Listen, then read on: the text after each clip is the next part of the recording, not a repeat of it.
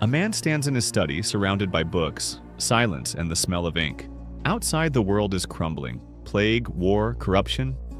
But inside, he writes, not to impress, not to preach, just to understand. Michel de Montaigne wasn't a revolutionary. He didn't fight for a cause. He didn't build an empire. He sat still and paid attention to what most people ignore, themselves. Centuries later, his words still hit a nerve. Because he said something most people don't want to hear. Most of your suffering is your own doing. Not because you're weak, not because you failed, but because you care about things that don't matter in ways that don't help. He saw the quiet prison people build in their minds, the need to be liked, the fear of looking foolish, the obsession with control. And he asked, what if you stopped? Not gave up, not turned cold, just stopped gripping the wheel so tight. That idea sounds harmless until you try it, until you walk into a meeting and say what you actually think, until you stop chasing that person who keeps you on edge, until you start living like your own peace matters more than your reputation. Montaigne's answer wasn't theory. It came from watching his world fall apart, from seeing friends die, from facing his own failures. He didn't hide from discomfort, he wrote through it. And what he found was simple. When you stop caring the way you've been taught to care, things settle. You see more clearly. You act with less noise. You stop burning energy on things you were never meant to control. He didn't promise happiness. He didn't even promise peace. What he offered was the chance to see clearly, and the strength to walk away from everything that clouds your mind. This isn't self-help. It's self-honesty. And if you're tired of the pressure to always perform, impress, and win, this is where things might start to make sense. Montaigne lived through collapse. The 16th century was chaos. France was torn by civil war. Plague swept across the land. Political power was fragile and often violent. The church and state wrestled for dominance, each claiming truth, each punishing dissent. It was not a time for peace of mind, and yet Montaigne, a public official and landowner, walked away from it. At 38, he locked himself in a tower and started writing. Not because he had answers, but because he had questions. And not about the world, but about himself. He called his work essays, which simply means attempts. He didn't claim certainty. He didn't demand belief. He observed, doubted, and reflected. He wrote the way most people think when no one's watching, raw, circular, and brutally honest. In doing so, he quietly shifted what philosophy could be. It no longer had to be abstract or rigid. It could be human. He was influenced by the classics, Seneca, Epictetus, Lucretius, but didn't worship them. He saw their flaws. He used their ideas as starting points, not as dogma. What made Montaigne different was his refusal to pretend he was above anyone else. He made no attempt to sculpt a perfect image. He confessed his laziness, his contradictions, his fears. He didn't posture, he revealed. And in a time when belief systems were weaponized, that was dangerous. Montaigne wasn't trying to destroy religion or politics. He simply didn't pretend that any system had the final word on how to live. What mattered to him was how a person responded to fear, uncertainty, and failure, not what ideology they claimed. Modern psychology took centuries to echo what Montaigne wrote in Solitude. That people live in reaction, that our need for control creates our suffering, that most of what disturbs us isn't the event, but our story about it.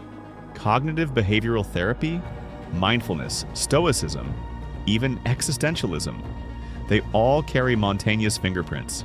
He wasn't trying to be ahead of his time. He was just paying attention to what most people bury. How insecure we are, how obsessed we are with appearances, how rarely we question our beliefs, and how much peace we trade away for control. Montaigne didn't offer a map. He held up a mirror. And in doing so, he laid the groundwork for a quieter kind of strength. One built not on certainty, but on self-understanding. People talk a lot about letting go. The idea sounds clean, peaceful, almost spiritual. But in practice, most people don't let go. They grip harder. They micromanage their image, their schedule, their relationships. They chase productivity like it's salvation. And when that fails, they blame themselves for not trying hard enough. The culture rewards this. You're told that the key to success is obsession, to care deeply, to hustle, to prove your worth. If you're tired, keep pushing. If you're afraid, fake confidence. If you fall short, fix it fast before anyone notices. This is the surface, a life built around performance, around external goals and metrics. You hit your targets, collect your praise, and post the highlights. But inside, something feels off. The more you care about getting everything right, the more fragile you feel. One mistake can shatter your self-image. One critical comment can send you spiraling. So you overthink. You rehearse conversations. You worry about how you're perceived. You hesitate to try something new unless you're sure you'll be good at it. You start living less for yourself and more to avoid failure, rejection, or discomfort. This is the loop Montaigne saw, and he didn't judge it, he just named it. The way we're trained to live is backwards. We chase approval, thinking it will give us confidence. We chase control, thinking it will give us peace. We chase certainty, thinking it will make us strong. But the more we chase, the more anxious we become. People confuse caring with control. They believe that if they just care more about their career, their relationships, their goals, then everything will fall into place. But often, the opposite happens. The more tightly you grip something, the more distorted your view becomes.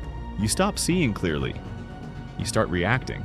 This doesn't mean you stop caring entirely, but it means you learn how to care without losing yourself, without attaching your worth to every outcome, without treating every challenge like a threat to your identity.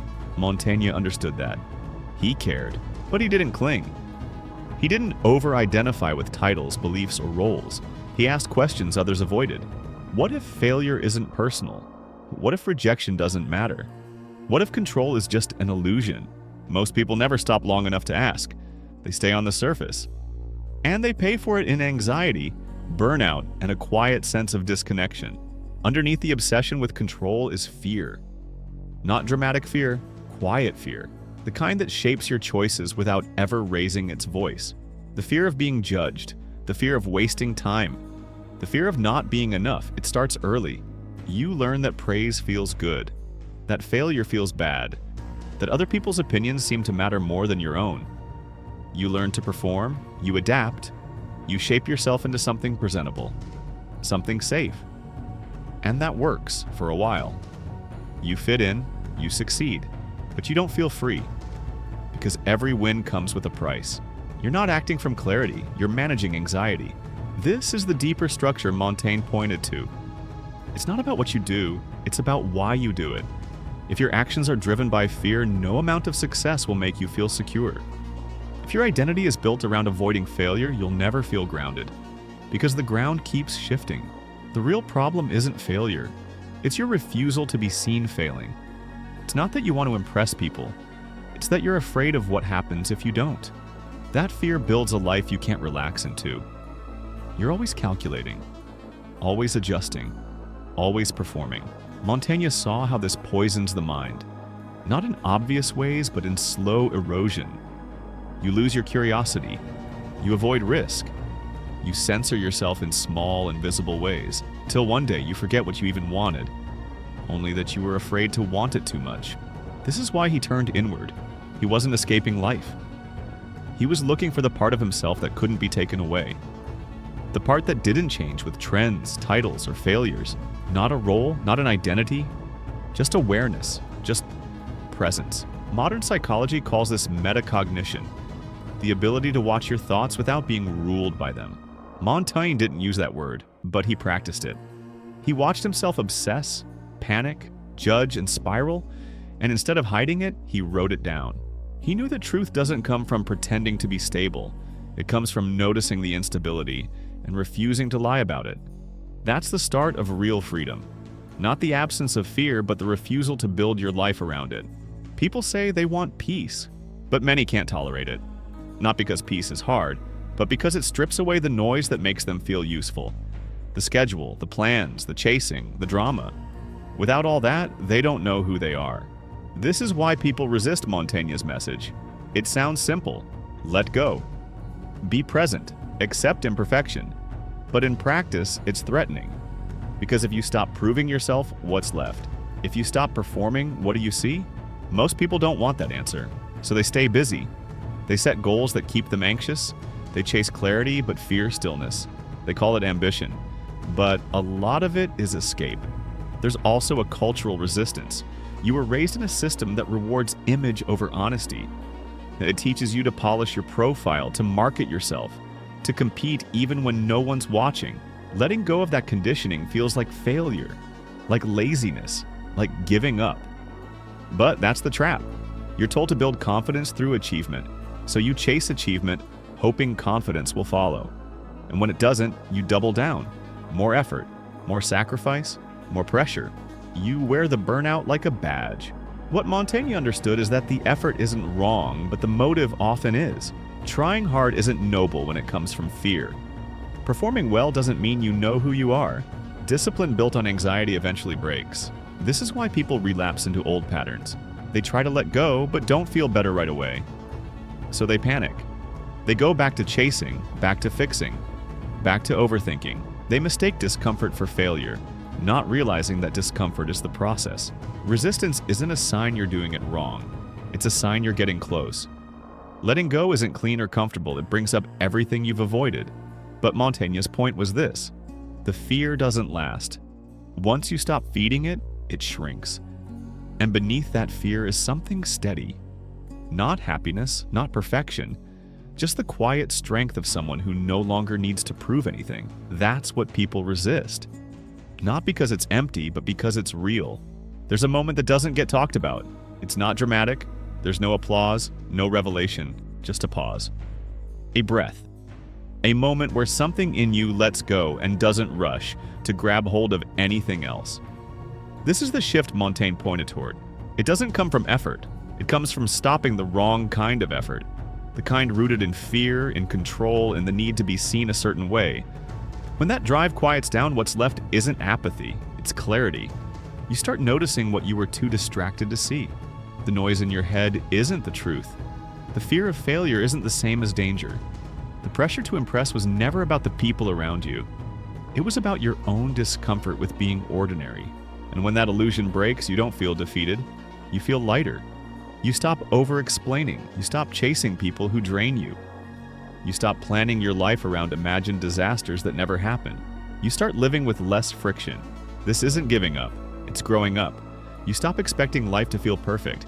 You stop demanding constant validation. You learn how to stand still when things are uncertain. You learn how to move forward without panic. That's what strength actually looks like. You also stop over-identifying with your emotions. You can feel anxious without becoming anxiety. You can feel sad without collapsing. You can feel unsure and still act. Because now you know emotions pass. You don't have to obey them. That's the quiet shift. When you stop treating discomfort like a red light. When you stop treating your thoughts like facts. When you stop thinking you need to earn your worth every day. Montaigne didn't teach detachment through force. He showed it through honesty. He didn't run from his fears. He named them, studied them, and laughed at them. And slowly they lost their power. That's the real shift. Not a change in circumstances, a change in posture, from gripping to observing, from controlling to allowing, from chasing to choosing. Once you feel it, even once, it changes how you move through everything else. Here's what no one says out loud. Most people don't want freedom. They want safety dressed up as freedom. They want permission. They want guarantees. They want to let go without losing anything. And that's not how it works. The unspoken rule is simple. If you want peace, you have to give up the identity that was built on needing it. The achiever, the people pleaser, the fixer, the one who always has it together. That version of you doesn't survive the shift. You can't carry the mask into freedom. This is what makes it hard. Not the philosophy, not the tools, the loss of identity. Because if you stop striving for approval, who are you? If you stop being the reliable one, the strong one, the successful one, what's left? What's left is you. Unpolished, imperfect, real. And that's terrifying to someone who's spent a lifetime managing perception. Montaigne didn't romanticize this process. He knew how much people cling to their roles. He saw how tightly they hold on to beliefs, not because they're true, but because they're familiar. It's not the suffering that keeps people stuck. It's the comfort of knowing who to be inside it. That's the trap. You tell yourself you want change, but only if it doesn't cost your image. Only if it doesn't shake your relationships. Only if it doesn't feel like starting over. But the real work lives beyond that line. And here's the hard part. No one can walk you across it. You have to decide. You have to drop the act before you know what takes its place. You have to risk being misunderstood. Risk being average. Risk being seen without your armor. Most people won't do it. They'll keep reading. Keep talking. Keep preparing for a life they're too afraid to live. But a few people, quietly, privately, will make the shift. They'll stop chasing peace and start embodying it. Not through words, but through how they move, how they speak, how they carry themselves when no one's watching. That's the unspoken rule. Freedom costs the version of you that was built to survive, not to live. And if you're willing to let that go, you don't have to find peace. It finds you. You don't need a retreat. You don't need a ritual. You don't need to reinvent yourself. You just need to interrupt the pattern. One moment at a time, start small. The next time you catch yourself trying to prove something, stop. Don't explain. Don't defend. Let the silence do the work. At first, it'll feel wrong, like you're being careless. But that's just the old wiring reacting. Let it. Notice where your energy goes. Who you're trying to impress. What image you're trying to manage. Catch it early. Not with shame, but with curiosity. Ask yourself, what am I afraid will happen if I don't control this? Write it down. Not to fix it, to see it. Most of the time, the fear is vague. Exposure, rejection, failure. But once you name it, it loses weight.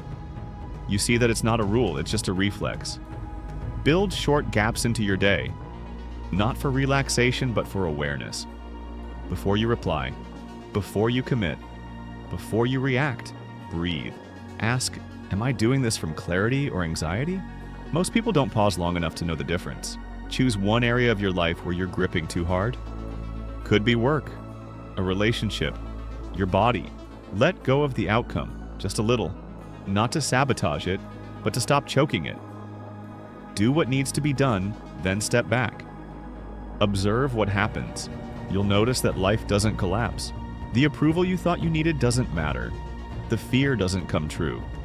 And even when things don't go your way, you suffer less because you didn't attach your worth to the result. Pay attention to tension, your jaw, your shoulders, your chest, your calendar, your voice. These are places where control hides. Relax them, not because you're trying to be zen, but because they're lying to you. They're telling you that pressure equals progress. It doesn't. Stop asking how you look. Start asking how you feel. In this room, in this conversation, in this job, in this role. Is it honest? Is it you? If not, pull back, even slightly. 1 degree off is enough to start changing course. And if you fail, good. Watch how your mind reacts. The panic, the self-blame, the old narrative trying to take over. Let it speak, but don't obey it. That's how you train your nervous system. Not by winning, but by staying calm when you don't. The work isn't loud, it's not glamorous. But over time, it builds something solid. A life that isn't run by fear. A mind that doesn't need constant proof. A presence that doesn't need performance. That's how you know you're free. When you can show up, not as a brand, not as a strategy, but as a person. Fully there. Nothing to sell, nothing to defend, just clear. You won't get a medal for letting go. No one's handing out trophies for doing less. You won't trend, you won't go viral, but you will sleep better. Because you'll stop waking up with that quiet dread, the one that asks if you've done enough, become enough, earned enough space to just exist. You'll stop measuring your value in outcomes. You'll stop filling silence with noise. You'll stop waiting for someone else to give you permission to feel okay. And in that stillness, something shifts. You stop needing to win every argument. You stop needing every plan to work out. You stop needing people to understand you. You start needing less, and that changes everything. This isn't the kind of change that shows up on a resume. It doesn't sparkle in a conversation, but it builds the kind of person who can move through chaos without collapsing, who can lose without losing themselves, who can sit alone and feel whole. The pressure doesn't go away. The world doesn't slow down, but you do, and that's enough. Now ask yourself, what are you still gripping that doesn't serve you? And what would happen if you finally let it go?